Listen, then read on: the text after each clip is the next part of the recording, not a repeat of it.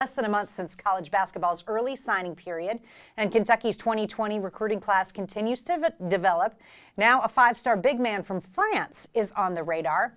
Moussa Diabate, who goes by Moose, not Goose, is ranked currently as the number 10 overall player in the class of 2021 by Rivals.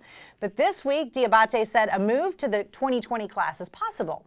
The 6'10" post player averaged 11 points and 11 rebounds a game while playing for France in the FIBA Under-18 European Championships this past summer, and was named as one of the standout players at the NBPA Top 100 camp in June. Diabate hosted Kentucky for a recruiting visit back in September, and UK is expected to stay in contact with him while he mulls over his decision to reclassify. Jack, reclassification is something I just never thought I would see. Now everybody does it. It's so crazy. Yeah, it's going to happen. And I tell you, it's really important because Kentucky stands to lose the majority, if not all, of their front court, the big guys. Absolutely.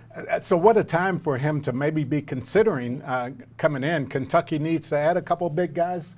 I would love to see this young man come. Plus, it's another situation where you might have him for a couple of years, couple, 3 years. That's always good. Plus, if you could hear Moose, that would be awesome.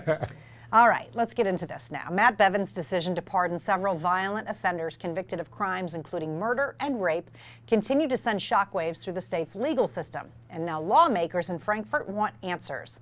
Senate Floor Leader Morgan McGarvey and State Representative Chris Harris have formally asked Daniel Cameron to look into the pardons issued by Governor Bevin, including and especially the pardon of Patrick Baker, who was convicted of murder. Baker's family also gave money to Bevin's campaign. The fact that the person who got out, his family hosted a fundraiser not just for a campaign, but to give money personally to the governor to retire the governor's campaign debt is appalling. Family members of the murder victim in that case had choice words for Governor Matt Bevin over his pardon of Baker. The sister of Donald Mills told the Courier-Journal on Thursday that Matt Bevin can, quote, rot in hell. Jack, even Mitch McConnell today said, this is not a good thing. As now every governor pardons, but this is really a head scratcher. I don't know how you can look at this and think it's good. When you look at some of the records of some of the folks who were pardoned. But this one especially, the other two defendants are still in jail and the one guy gets out. And plus the donation, the part that they had this fundraiser and raised all this money just has to raise a lot of questions. A lot of times I look at this as just political stuff, what side of the aisle you're sitting on, but I really take notice when both sides of the aisle are critical of a situation. So we're going to have to see what happens with this, but there's no way it's a good way for Matt Bevin to go out. This has been universally panned. Yeah, exactly. Everyone's kind of in agreement, like this looks terrible. My point exactly. All right, nonviolent felons will soon have the right to vote in Kentucky, thanks to an executive order signed Thursday by Governor Andy Beshear.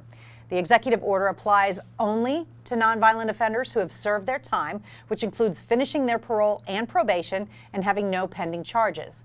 Those felons will be able to register to vote in the upcoming 2020 election. Convicted felons gathered in Frankfort to watch Governor Beshear sign that executive order that restores those rights to more than 140,000 Kentuckians with nonviolent convictions. Today, a day that I thought I'd never seen, early Christmas gift, Governor Beshear gave me back my equality as an American, as a taxpaying American. In addition to the executive order, Governor Beshear says he supports a constitutional amendment to make it permanent. Jack, they have paid their debt to society, and the things that lawmakers do affect their lives too. They should have that choice. And they're paying taxes. They're doing all the things that every one of us are doing. So of course you want to want these folks to have a right to get back fully integrated in this society. And one way to do that, of course, is being able to vote and express what's on their mind. I'm so happy to see this happen. A lot of really good people who made a mistake, but a lot of really good people to have that right restored is going to be huge for the rest of their life. And all of them have paid for that mistake. They you know, they're not they have to go through all of it to get these rights back. They've done what And they were they've supposed to done do. that. They've done it. I think this is great. All right, now we turn to a new report about Kentucky's coal industry, which shows a dramatic shift over time in Kentucky's coal production employment. The Appalachian region, including Kentucky, has suffered the most with the loss of coal jobs, according to a new report by the U.S. Energy Information Administration. The annual coal report showed that coal production employment in the U.S. has been cut nearly in half since 2011. The report also showed that more than half of Appalachia's coal mines have closed since 2008. It cited increased competition from natural gas and renewable technologies for the decreases in coal production.